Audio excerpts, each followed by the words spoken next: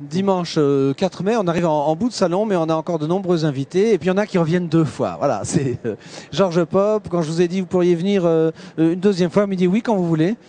Et puis vous m'avez fait un très gentil compliment et je le dis aux internautes, c'est que grâce à votre venue ici, vous rencontrez des gens très bien. On pense à Slobodan Despot ou ce matin, très éclectique, à Guy Marchand. À qui je me suis empressé d'offrir ce livre parce qu'il dit qu'il aime la Suisse, ce qui nous honore, mais en fait je suis convaincu qu'il ne connaît pas la Suisse dans son intimité. D'ailleurs il est à Genève, il a parlé de fendant. Le fendant, c'est un vin que l'on boit exclusivement en Valais. Mais oui, c'est comme... bah tiens, on va raccrocher sur le livre à propos de l'accent suisse. Pourquoi est-ce qu'il y a que les Français qui disent c'est l'accent suisse ou qui disent on va voir avec l'État alors qu'on a envie de demander lequel des 26? Oui. Alors c'est un peu, le français est un peu dans la même situation que moi lorsqu'en tant que Suisse je dois définir l'accent français parce qu'en fait il y a une variété immense d'accents français, l'accent du Midi, l'accent du Sud-Ouest ou l'accent ch'ti ou alsacien. Alors comment? Alors moi j'ai trouvé une solution, j'ai appelé ça un accent colonial. Voilà. En revanche, comment définir l'accent suisse? Surtout que les Français ne connaissent pas les accents suisses. Donc ils ont inventé une espèce d'accent de synthèse où ils font semblant presque à l'accent savoyard, au savoyard. Vaguement et encore. Hein, mais c'est pas le véritable accent suisse parce que nous avons des accents aussi. Nous avons un accent neuchâtelois avec des R qui sont très gutturaux comme ça. Alors Georges, on fait une interview. Voilà, exactement. Et puis alors pour quand on connaît Genève, puisque nous sommes à Genève à Palexpo, c'est l'accent rive gauche et rive droite, quoi. Et c'est la gouaille genevoise qui est assez proche d'une certaine gouaille française, quand même. Absolument. Alors ça, les raisons, c'est que le pays, il y a eu des francs, il y a eu des... on dit d'ailleurs comment en grec la France? Gallia, la Gaule. Absolument, c'est la Gaule, c'est un mélange de langues et notre région a pris cette région française. Qu'est-ce qui fait que comme dans une famille, le dimanche de Pâques, on s'engueule pour des choses bêtes quand on est ou frontalier ou quand on va en France voisine, c'est presque... Bon, c'est partout. Et des fois c'est douloureux, les combats de frontières ou les luttes balkaniques. Mais d'ailleurs, je précise qu'à Saint-Julien, il y a la place de 1603 qui dit qu'il n'y a plus de guerre depuis 1602, depuis l'invasion ratée des Savoyards. Qu'est-ce qui vous a touché, pour vous qui êtes de source grecque et complètement devenu suisse, qu'est-ce qui vous plaît dans cette bataille de qui est-ce qui est mieux, qui était le premier? Non mais en fait, ce qui me plaît c'est la diversité. Ce n'est pas que linguistique, on est non, mais la diversité, en fait, on ne le souligne pas assez. Et je suis un laudateur de la diversité parce que la diversité, c'est la confrontation des idées, c'est la confrontation non violente, mais parfois assez râpeuse quand même, des idées, des identités. Et c'est de là que naît en quelque sorte l'évolution des choses. Pourquoi est-ce que nous, en Europe, sommes légataires d'une civilisation qui a quand même réussi? On peut l'aimer ou ne pas l'aimer, cette civilisation, mais nous avons réussi. Pourquoi? Parce qu'il y a une confrontation des idées permanente, parce qu'il y a une liberté des idées qui circulent, parce que on se dispute, parce que on se marche parfois dessus, mais il en sort toujours quelque chose. Et ce quelque chose est forcément, in fine, mieux ou différent que ce qu'il y avait avant. L'exemple c'est un peu philosophique. Oui, mais c'est dimanche matin. On se réveillera en réécoutant l'émission. C'est typiquement pour les Français qui arrivent en Suisse dans un canton, puis ils doivent déménager après 6 mois, ils changent de canton. Les enfants sont à l'école, c'est une tragédie. Oui. Ça, c'est confédéral. Ça remonte à 1291. Ça. Alors, le Français qui vit dans un pays extrêmement centralisé, quoi qu'il en pense, ne sait pas. Bon, en général, il ne connaît pas la Suisse, à moins qu'il soit franc-comtois. Puis il est nul en histoire, il a une mauvaise oreille. Il ne sait pas qu'en fait la Suisse est une confédération d'États et que lorsque nous votons pour notre gouvernement, nous votons pour le gouvernement du canton. C'est notre gouvernement. C'est là où nous allons à l'école avec souvent un programme scolaire qui est singulier au canton. C'est là où nous payons nos impôts. C'est là où nous avons une police qui est différente de celle du canton voisin. Oui. Donc notre État, pour commencer, c'est notre canton.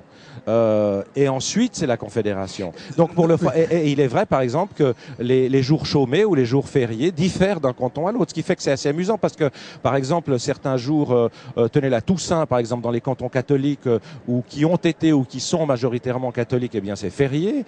Et dans les cantons protestants voisins, ce n'est pas du tout chômé. Ce qui fait qu'on a des migrations de gens qui font comme ça leurs courses, qui profitent de leur on a le jeune Genevois où on ne travaille pas à Genève et on travaille à Lausanne. Exact. Vous avez le jeune fédéral ou le jeune avec Genevois. circonflexe, hein, ça veut dire le jeune, du verbe jeûner, hein, Oui, pas le jeune. Mais on a dit que vous êtes d'origine grecque, donc vous savez écrire le français. Dites-moi, est-ce que vous vous surprenez dans votre livre ou dans votre vie à défendre des valeurs suisses? Oui, bien Parce sûr. que j'ai l'impression, je reconnais un peu en disant non, il faut qu'ils comprennent les Français. Bon, moi je suis français, c'est plus difficile, mais un demi-siècle à Genève, on prend non pas des habitudes, mais une façon de voir qui n'est pas si fausse. Oui, alors bien sûr que je défends les valeurs suisses à partir du moment où on peut avoir l'impression qu'elles sont attaquées. Elles sont souvent attaquées aujourd'hui pour des raisons essentiellement, à mon sens, démagogiques par certaines élites politiques françaises. Oui. Et je pense, par exemple, que c'est vrai, les Francs-Comtois, les Savoyards, les Alsaciens même nous connaissent un peu mieux. Il y a aussi des députés, hein, le député de l'Ain, Monsieur Blanc, qui est que l'on salue parce qu'on le connaît bien. Que l'on salue, qui est quelqu'un d'extraordinaire, qui nous connaît, qui nous respecte. Alors voilà. Alors il est vrai que, ma foi, la Suisse, ce n'est pas tout blanc ou tout noir. C'est un pays comme tous les autres qui est en nuances, mais il a des institutions assez singulières. La démocratie directe, le fait qu'on peut panacher. Tiens, le panachage, c'est quoi? C'est lorsqu'on vote, par exemple, pour un gouvernement cantonal.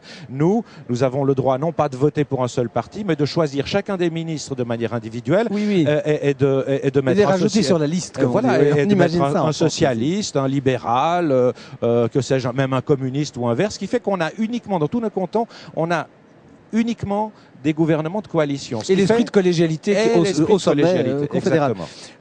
Un dernier mot sur le style. Pour les Français ne sont pas suisses. Alors vous n'êtes pas suisse, mais vous êtes suisse. Oui. Et c'est écrit dans un français un peu châtié. Oui, en poulet, je dirais même. En poulet, j'aurais pas osé dire, parce que c'est pour moi, je n'aime pas les styles en poulet. Or, j'ai bien aimé, je dirais, parfois chargé. C'est de volonté délibérée, parce que on ne vous reconnaît pas, on reconnaît pas le style parlé dans le style écrit. Non, c'est vrai. D'abord, un livre, c'est un espace de liberté. Quelqu'un disait, je me souviens plus, mais c'est un grand auteur, il a dit, un livre, ce n'est jamais qu'un dictionnaire en désordre. Oui.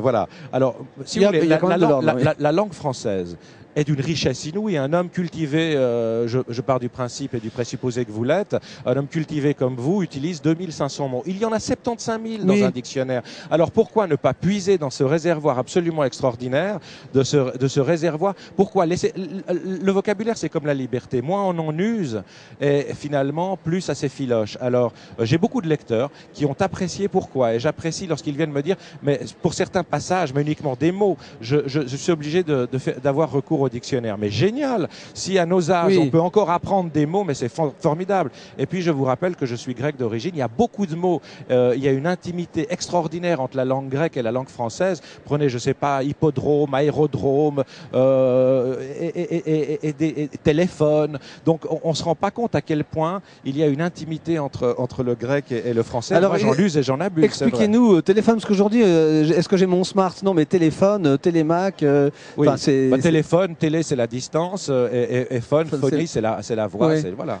Donc voilà, la voix à distance.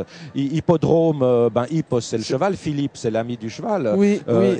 Et drome, c'est l'homme. Aérodrome, voilà, c'est la même. On peut continuer comme ça pendant 2 heures. Je ne vais pas vous embarrasser avec ça. Non, mais vous êtes revenu pour la seconde fois pour nous parler des Français qui ne sont pas suisses. Il y a beaucoup à découvrir. Le livre est tricolore, si on le met comme ça. Et puis, il y a un bout de croix suisse. On se rappellera la symbolique du drapeau. Le livre est bien accueilli.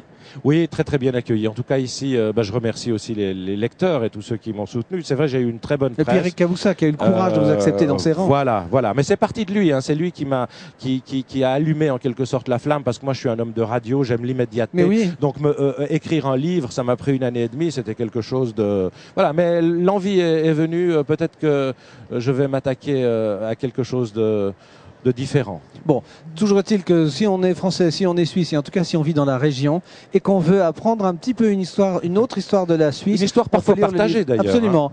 Partagée, si ce n'est par les batailles, par l'histoire. Enfin, c'est depuis presque la nuit des temps. Merci Georges, bonne fin de salon, et puis ce n'est que au revoir. Et mon salut à tous vos lecteurs.